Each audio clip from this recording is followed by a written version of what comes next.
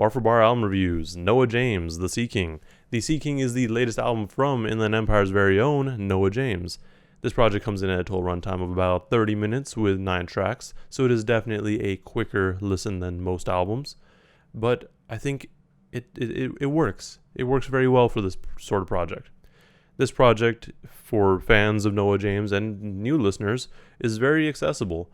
For longtime fans, you kind of know what you're going to get. You're going to get these more aggressively delivered bars with just so much heart and just like positivity.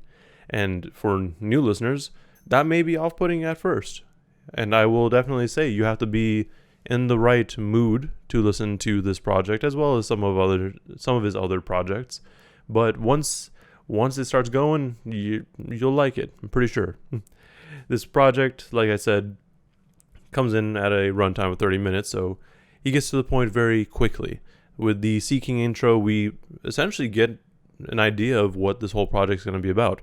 And it's all positivity, but also just aggressive bars. But throughout the intro, we hear him saying, like, my squad is feasting and Lisa's the beacon. Like, these are things like, if you know Noah, you recognize Lisa's name, you know who she is to him. And, you know, he's one of those people that always wants the best for everyone around him. So that's why he's saying his squad is feasting. Like, he's glad that they're able to eat. They're happy. They're all good.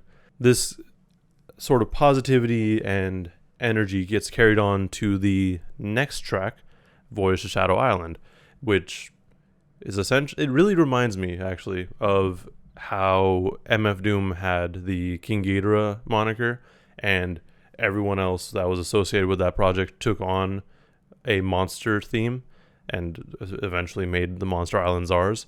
That's kind of the same vibe that I got with just the title of that track and the way that Big Cali came in just super in your face right away. So, and I mean, I think he did mention that to me, that this is something that he had in mind, but I don't quite remember at this point. But it's a really cool idea, and if he goes into that lane, that's exciting.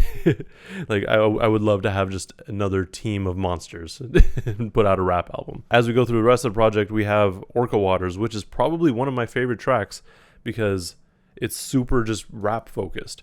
He has just insane bars through it. He's had something along the lines of he's like the third Dudley throwing like just throwing tables over like Jesus, which just reminded me entirely of the Jesus flipping tables meme. We also have a few more tracks throughout the project that are just, you know, very sentimental.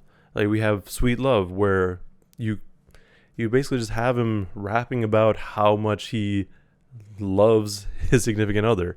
And, you know, while we get that pretty often through just other artists, it's nice to see his versatility through this project. Because, you know, if you just listen to the first couple songs, you're like, okay, he's got all this aggressive delivery. And obviously like I said, if you're paying attention to the lyrics, he's being very positive in general. But you have tracks like Sweet Love where things get a little bit more calm, you could say. It's like the waters have just like calmed down a little bit. But, you know, it's just, for listeners, it's not surprising, or for fans, it's not that surprising. But for new listeners, showing this versatility is always nice.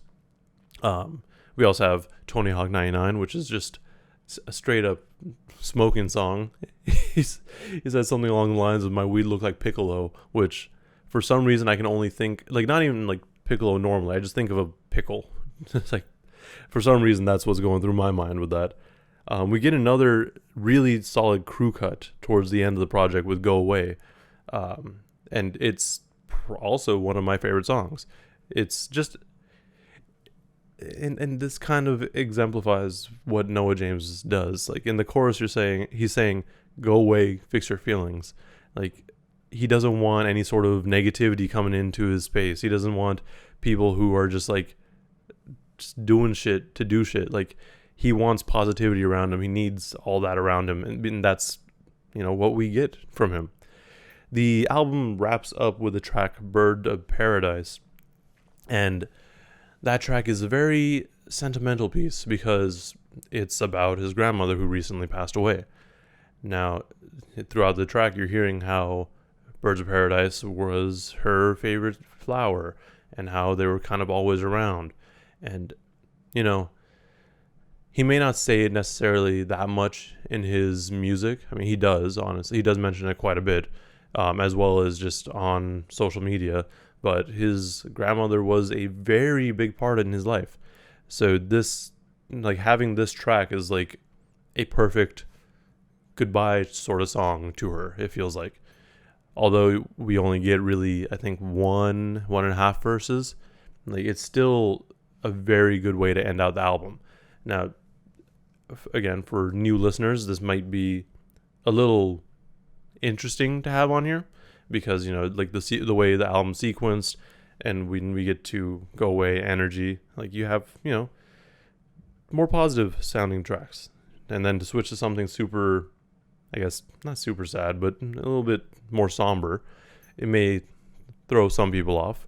But I think for fans, like, we kind of expected that. And we know that he's been going through it. It's tough. But I thought it was a good way to end out the album. Overall, this album is really solid.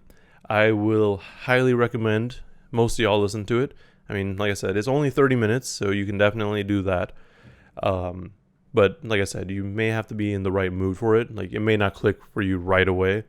But if you are a fan of Noa James, like I've been mentioning throughout this review, you're going to like it. I don't think there's going to be anything in it that would turn you away from him. I feel like you'll pretty much enjoy everything throughout this project.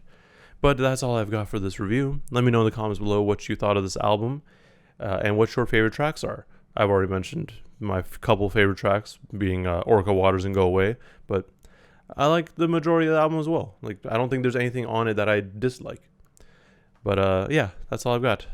Thank you for watching, and please stay safe out there.